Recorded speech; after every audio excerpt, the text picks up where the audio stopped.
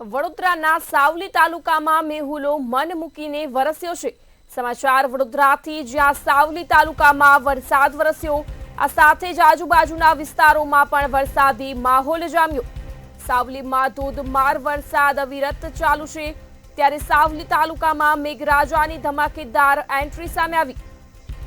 સાવલીના road રસ્તા પાણીમાં ગરકાવ થયા। આ સાથે જ જશોદાનગર સોસાયટી, ગોકુળ વાટિકા પાણી જોવા મળી। અયોધ્યાપુરી સોસાયટીના રસ્તામાં પણ પાણી જોવા મળ્યા।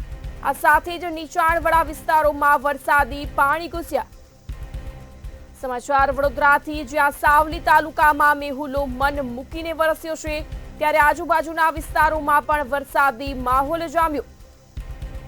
વડોદરાના સાવલી તાલુકામાં ધોધમાર વરસાદ વરસ્યો।